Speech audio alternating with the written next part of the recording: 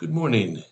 This is John from the Springs Mennonite Church, and I'm here today on a Friday, the last day of this week and the last day of 2 weeks of talking about this fella named Jacob. And I hope you've learned a few things over the last couple of weeks. One is how conniving and stealing and being dishonest really complicates one's life. I mean, it's a whole lot simpler not to do that. But there are those who spend their whole lives doing those very things. And Jacob was one of these who he turned out okay, but the goodness gracious, maybe he could have experienced life better if he hadn't done all of these things. So we want to read today in the last part of this event of meeting his brother Esau, a couple of more chapters, 35, 34, 36, that finish up the life of Jacob. You can read those if you'd like. But here we are, verse 10. I'm going to back up and read verse 9 that I did yesterday. After bringing all of these things, Esau says, "My brother, I have plenty. Keep what you have for yourself." But Jacob insisted, "No, I have found favor with you. If I have, please accept this gift from me." And what a relief to see your friendly smile. It's like seeing the face of God. Please take this gift I brought to you, for God has been very gracious to me, and I have more than enough. And because Jacob insisted, Esau finally accepted the gift. Now let's stop there at verse 11. Jacob realizes that things aren't like he thought they were. For over 20 years, he assumed his brother wanted to kill him. Now, certainly in the first part of those 20, he did. We don't really know exactly what changed his mind, but something did and turned him into a different person. Unfortunately, Joseph hadn't figured that out yet. He's not on the same level as Esau. And Esau became what's known as the father of the Arab world.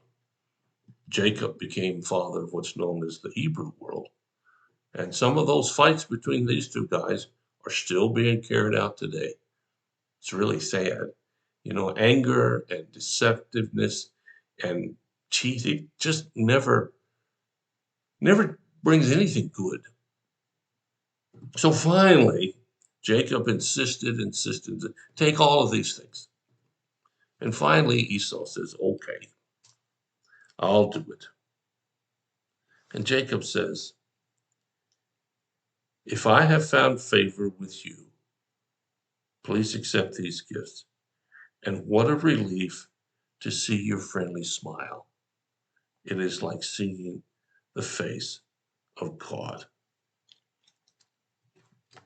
Seeing the forgiveness in the face of one that has been your enemy is an amazing sight. Most of us never get to see that. Most of us don't really get to see who our enemies are. They're out there somewhere doing something that hinders our life. And I can't affect their decision any more than you can, but I can affect mine. And maybe for the first time here, when Jacob sees his brother's face, not one of anger, but one of friendliness and one of accepting. And he says, your friendly face has done me good. It is like seeing the face of God. That's an amazing statement. I don't really know what Esau looked like in this particular moment it's talked about here, but it certainly was the face of a man who was no longer angry and no longer trying to get even. Do you know how much giving that stuff up changes a person? Well, maybe you're not one of those who've ever been there. But for those of you who are, if you really want victory and you really want vengeance and you really want to come out ahead, then try forgiveness. It's actually the only thing that works. Esau found this out. Jacob was still struggling. And then there's another verse here that tells us some about this.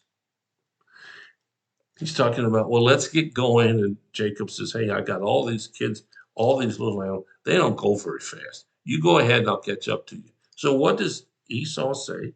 All right, but at least let me assign some of my men to guide you and protect you. And Jacob says, oh, that's not necessary. It's enough that you received me warmly. Well, I'm assuming the men still did help out. Esau at least was concerned about his brother. And maybe Jacob's getting a little bit of that feeling of concern that's being showered onto him. You know, if you look at it, what did Jacob do to deserve all this? Nothing. I mean, he tried to bribe, but bribing doesn't work. Try it with kids or grandkids and see how much you have to keep bribing for it to work. It doesn't change a person. But Esau's changed. The one that you would have thought would have changed based on all of the interesting information in this story would have been Jacob. God blessed him. He acknowledges that God blessed him. He knows that God has blessed him, but he's still trapped in this deceitful manner that knows he's going to get clobbered. Esau reflects the forgiveness of God that you and I can experience in all that we do and all that we go through. Life isn't easy, my friends. I'd like to tell you it is, but it isn't. And there are many opportunities for us to figure out that, hey, this isn't fair. But yet, a life that forgives and shows grace, which is exactly what Esau's doing, is the life that you and I should aspire to. When you think about it, think about your own life. I don't know where you stand with God, but I do hope that in your life, you will become more like this man Esau, who says it's okay, than this man Jacob, who knows it wasn't okay, and he's trying to bribe his way back in. Thanks so much for listening. Hope you have a wonderful day and a wonderful weekend. Isn't it nice the way the weather is getting better as we head towards later spring and summer? Thank you so much for listening. If you have a need or a concern, let us know. We'll do whatever we can as fast as we can to help meet your need. Take care. God bless you. Stay safe. And I'll be back on Monday with another general topic.